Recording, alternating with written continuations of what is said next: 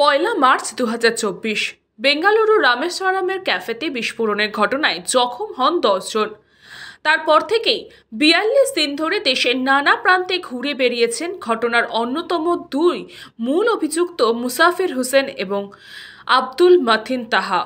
Police তাদের টিকিটও ধরতে পারেনি, অথচ এই দুজনকে খুঁজতে দেশ জুড়ে চিরুনি তল্লাশি চালিয়েছে জাতীয় তদন্তকারী সংস্থা।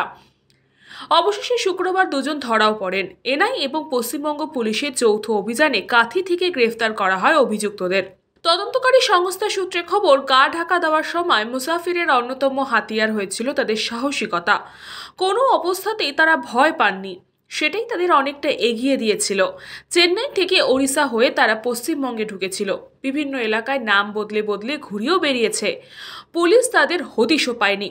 কম খরচে বিভিন্ন হোটেলেও থেকেছে অভিযুক্তরা। তদন্তকারী সংস্থা সূত্রে জানা গিয়েছে, দুই অভিযুক্ত সেখানেই গিয়েছেন, কম খরচে হোটেলের সন্ধান করেছেন, রাত কাটিয়েছেন 400 থেকে 500 টাকা ঘর ভাড়া দিয়ে। বারংবার নামও বদলেছেন। কখনো তাদের পদবি ছিল আগারওয়াল, কখনো বা দাস। নামের মাধ্যমে ধর্ম পরিচয়ও গোপন করতে চেয়েছেন তারা।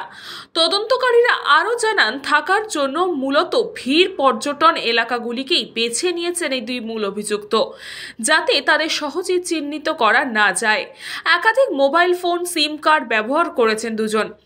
তদন্তকারীরা জানতে পেরেছেন, বিস্ফোরক পরিকল্পনা মাফিক হলেও তা পরে কি হবে সেই পরিকল্পনা করেননি অভিযুক্তরা। ঘটনার পরে কোথায় কিভাবে পালাবেন সব ঘুরতে ঘুরতে ঠিক করেন। আগে থেকে কিছুই স্থির ছিল না, ফলে তাদের পরিকল্পনা আগে থেকে আন্দাজ করা যায়নি।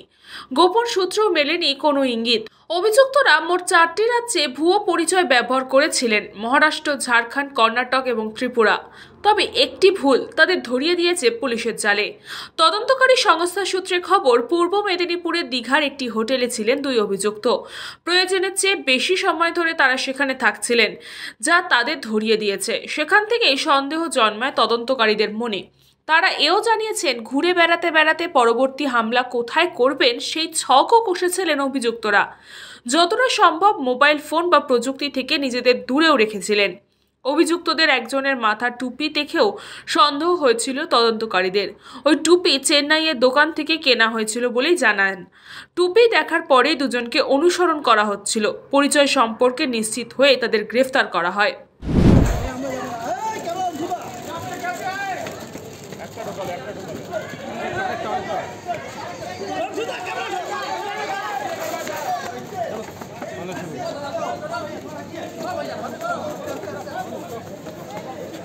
ব্যুরো রিপোর্ট, নিউজ পঙ্গ টাইম।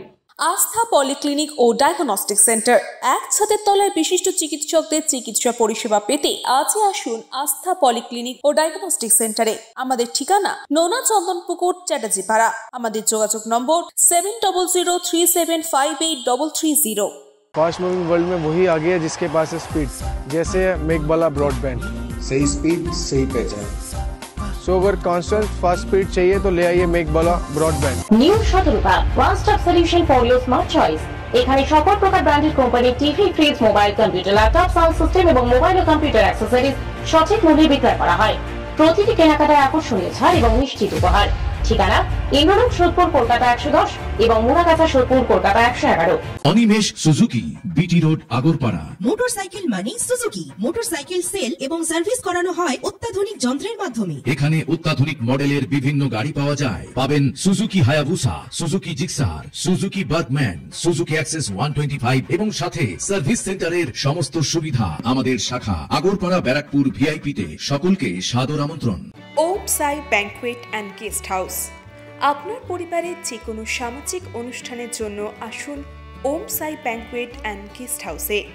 এই অঞ্চলের সবচেয়ে বড় সেরা ব্যাংকুয়েট। সিজন টাইমের ভিড় এড়াতে এখনই বুকিং করুন। আমাদের ঠিকানা ডাক্তার গোপাল চ্যাটার্জি রোড, সোদপুর, গির্জা। আমাদের যোগাযোগ নম্বর 9051714263।